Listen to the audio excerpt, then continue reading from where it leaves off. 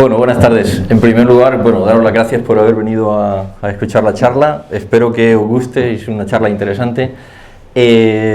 Trato de hacerla, ahora os voy a ir dando una idea para que estéis orientados. Pues en todo caso, siempre procuro que haya una fórmula para que sepamos siempre o sepáis en qué situación de la charla nos encontramos.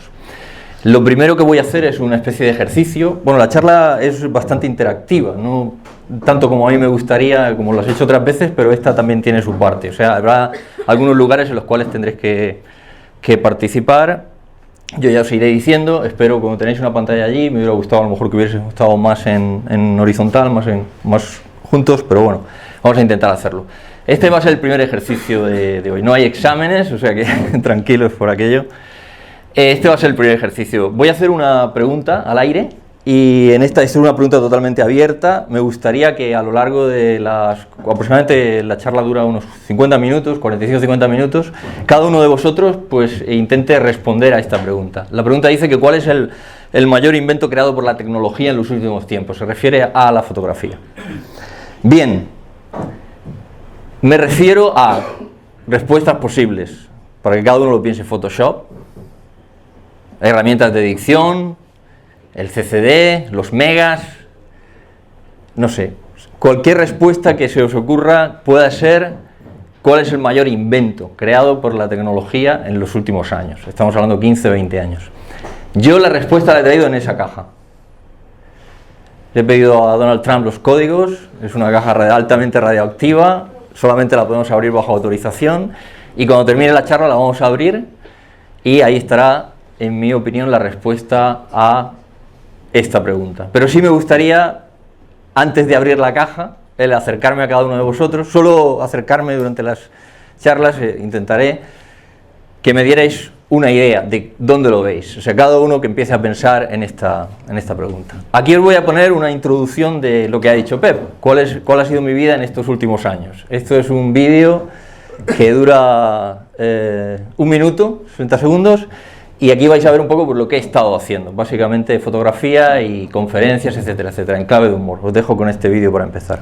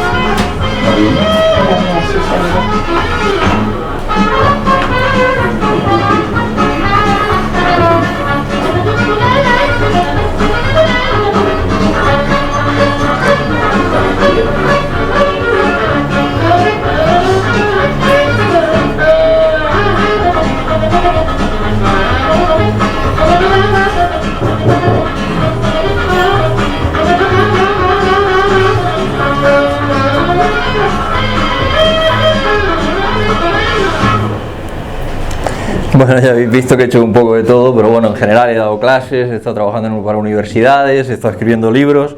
Cuando veis esas personas haciendo esto con los dedos es porque enseño fotografía en 3D, es un método que le llamo el método de la salchicha, etcétera, etcétera, en fin, un poco todo eso. Luego, otra cosa que he estado haciendo durante estos 9 años aproximadamente es tengo escritos 9 libros, aquí tenéis un ejemplo de cada uno de ellos. Empecé aproximadamente en el 2008 hasta el último que se ha presentado hace un par de meses y que es el que nos mueve a la charla de hoy, que Foto Casanova, muy agradecido a ellos, me ha permitido el que lo traiga y lo presente y os hable un poco de qué se trata. Este sería el libro, se llama Iniciación a la fotografía digital y en este libro, en diferencia con el resto de los libros que he estado haciendo, es un libro que tiene 11 capítulos, es un libro que es muy eminentemente práctico, no tiene demasiada teoría, es un libro atemporal. ¿Qué quiere decir? O sea, no hay versiones concretas, no es decir Photoshop, CC, CS, no, o sea, lo que lo habla de una forma muy, muy genérica, con lo cual podemos utilizarlo ahora o en el futuro. Y luego habla de todos los dispositivos, teléfonos celulares, etcétera, etcétera. Dentro del libro además hay un par de cosas bastante interesantes. Primero hay formación básica solamente al 20%, luego hay ejercicios prácticos educación visual, algo de lo que os voy a hablar a lo largo de la conferencia, y luego hay dos cosas muy interesantes. Una es que la ley de reciprocidad está explicada de una forma muy sencilla. Encontré un modelo que podía perfectamente utilizarse para que todo el mundo lo entienda. Es el modelo que se me escucha bien al fondo, ¿sí? Que es utilizando el columpio, el swing que utilizan los niños. Y otra ley, que es una ley creada por mí, que se llama la ley de la escalera del caracol, y consiste en cómo hacer fotografías evitando el movimiento sin utilizar trípode. Es una ley muy interesante y está basada pues, en una ley física. Y yo la he denominado, la he bautizado con el nombre de escalera de caracol, porque utilizo una escalera de caracol para que se vea por qué motivo cómo podemos o cuál es la fórmula de hacer fotografías si no tenemos el trípode. Parte de mis libros han sido HDR, y HDR implica varias tomas de la misma escena, y eso implica en la mayoría de los casos utilizar trípode. Yo he conseguido hacerlas sin trípode en muchas ocasiones. No te viene bien y quieres hacer un HDR. Bien, estas son las partes de la charla de hoy. Vamos a tener una serie de contenidos. En la primera parte hablará de la evolución, una evolución entre comillas, de la fotografía, el ojo como herramienta, unas implicaciones psicológicas, comportamiento visual, y luego os pondré una película. Vais a ver 3 películas. Ya habéis visto la primera, luego vais a ver una de sobrecomposición, también de 1 minuto, y luego vais a ver una película al final, antes de abrir la caja, que se llama Los ojos del alma. Dura 3 minutos. Es una película reflexiva, como va a ser en realidad toda la charla. Siempre que hago una conferencia me gustaría que os llevaseis algo a casa. Sería ideal que pudierais tomar notas y que pudierais, bueno, pues hacer anotaciones. No sé si dará tiempo a hacerme preguntas, pero si no, mi correo está ahí, me podéis escribir, o a la salida o algo, pues me podéis preguntar y yo os contesto. Si no, lo hacemos con el mic. Esto me gustaría que os llevarais a casa. Aparte de la reflexión de lo que voy a hablar, ideas compositivas sin tecnicismos, puesto que es el nombre de la charla de hoy, es decir, más allá de los tecnicismos, y ideas para mejorar, algo reflexivo que nos ayude a poder utilizarlo desde el mismo momento que salgamos de aquí. O sea, eso sería, digamos, darme por satisfecho de decir, bueno, habéis salido de aquí y os habéis llevado pues alguna idea en concreto. Bueno, pues empiezo. Esclavos del marketing.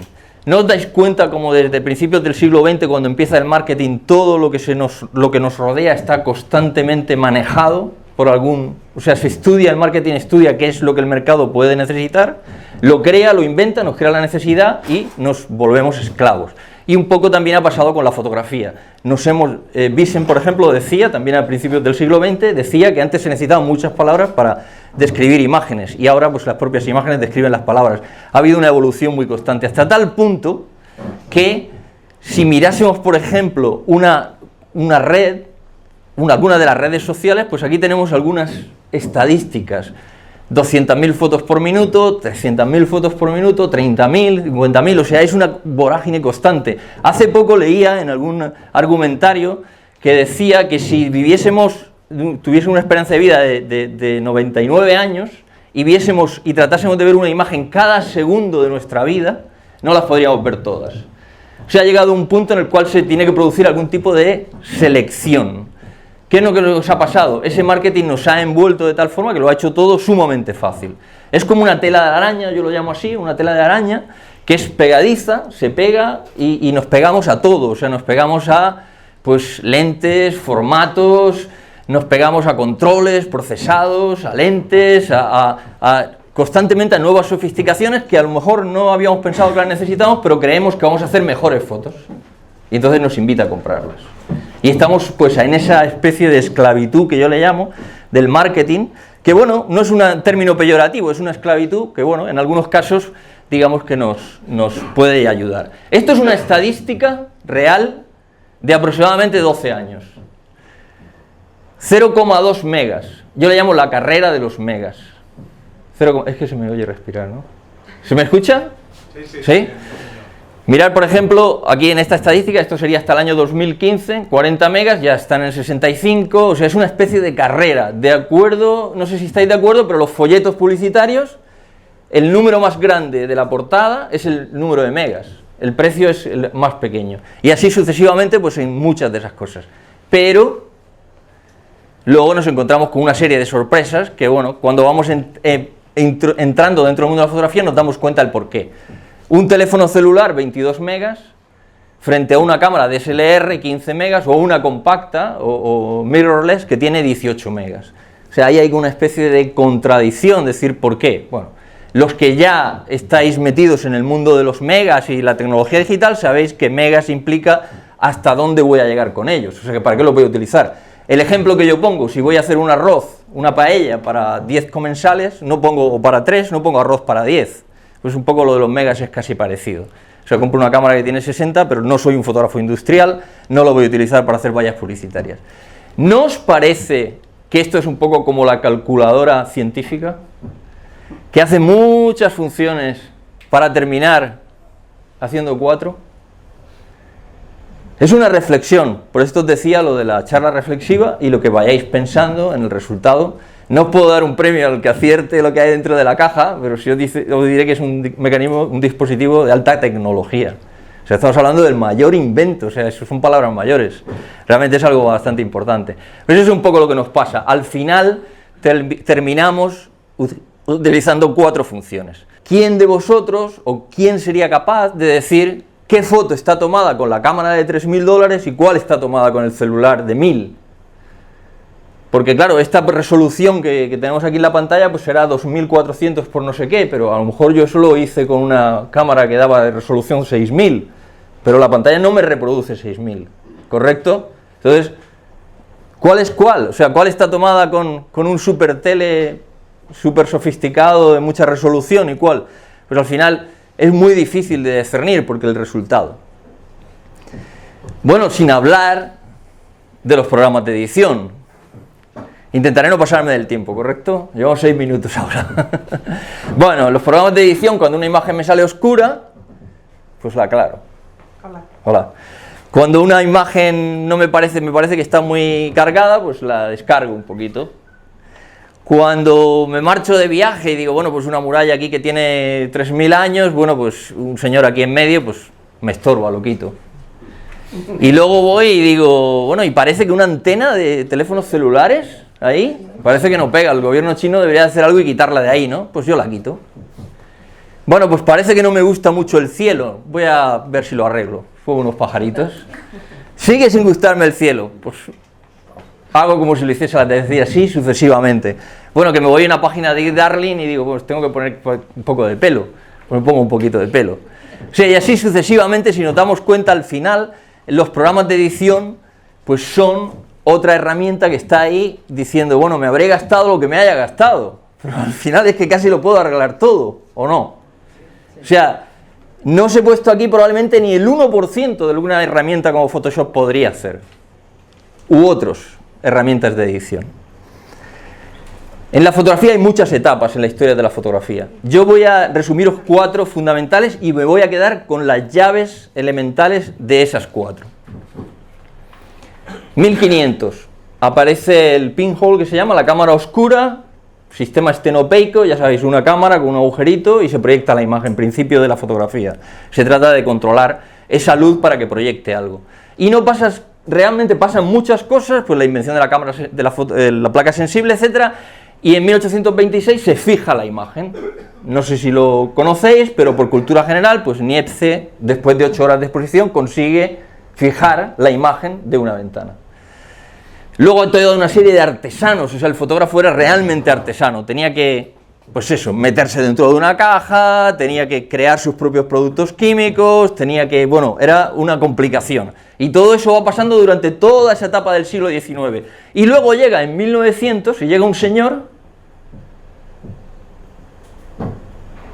y dice, usted apriete el botón, nosotros nos encargamos del resto.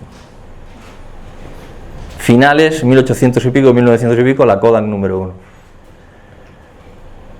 Y era una cajita, tú ibas al supermercado, o sea, al establecimiento, la comprabas, llevabas 100 fotos, te las llevabas y no tenías que ajustar nada, hacías fotos, la llevabas, el señor se quedaba con tu caja, te revelaba las fotos y te daba la caja cargada con otras 100. Y pasan 100 años, hoy, 100 y pico años. ¿Y cuál es el gesto que más se repite?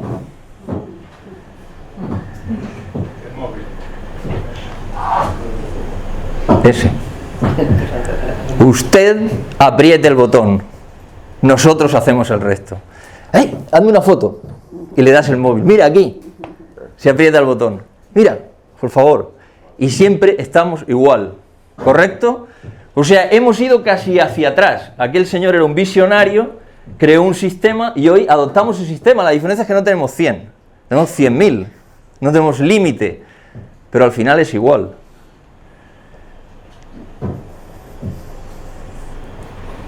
Sin hablar, bueno, por supuesto, todo es automático. ¿Por qué no iba a ser en la fotografía? Si el garaje se abre automáticamente, ya no hay que tenemos que bajarlo desde el carro, etcétera, etcétera, pues todo es automático.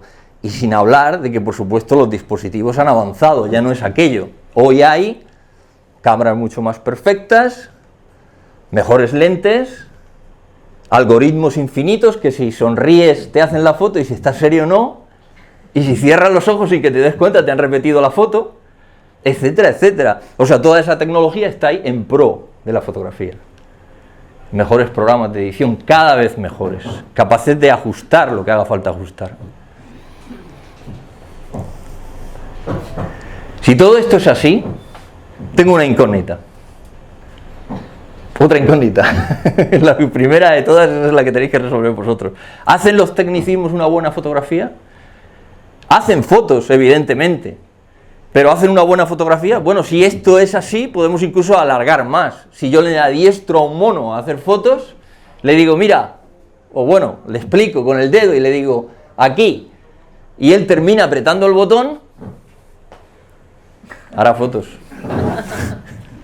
Vale, más allá de la técnica, tendría que haber algo. Bueno, por supuesto es un proceso de evolución, 6 millones de años de evolución, 2,5 millones de años de evolución del cerebro humano, y ese cerebro humano, que es el que quizá podamos utilizar o podamos aprender a utilizar, bueno, pues hace muchas cosas, aparte de su kilo y pico de peso y sus 100.000 millones de neuronas con sus sinapsis que se crean entre ellas, tiene 4 funciones muy importantes. Busca orden. Si no lo hay, lo busca y está trabajando para poder encontrarlo. Muchas gracias. Bueno, ha llegado la hora del examen, ¿no? A ver, ideas sobre la caja. Bueno, he respetado 55 minutos. El píxel. El píxel, muy buena respuesta. A ver. ¿Nadie tiene una idea? La edición. A ver, pero si esto es revolucionario, si ponemos a decir inventos, yo creo que cada vez que abrimos las páginas de... El sensor digital, cada vez que abrimos las páginas de cualquier... Nos encontramos con un invento nuevo, vamos. Yo veo cosas increíbles constantemente. Dices, ¿cómo es posible? Ya han creado todo. El Wonder Bra.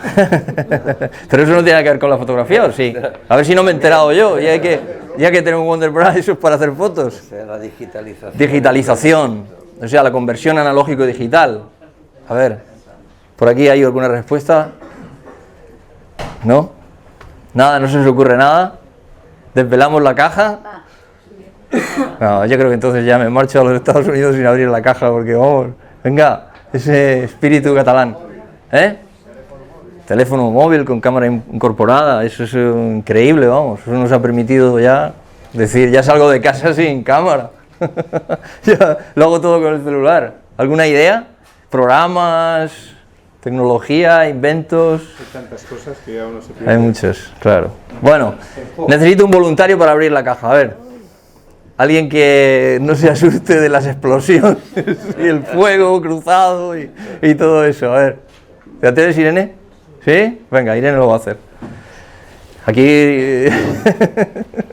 debíamos de tener a toda la prensa aquí de la ciudad condal, ¿no? Bueno, puede romper los precintos, va a abrir la caja por fin y vamos a descubrir cuál es ese mayor invento. Ya lo enseñas a la audiencia. Espera ahí. Es un embudo. No os habéis sorprendido, ¿no? Se llamará, en electrónica se llamará como sea, procesador analógico digital, lo que sea, pero al final, si os lo poráis a pensar, es todo un embudo. 200 millones de colores cuando el ojo solamente puede ver 16, 17 millones. Y así en muchas cosas. O sea, todo...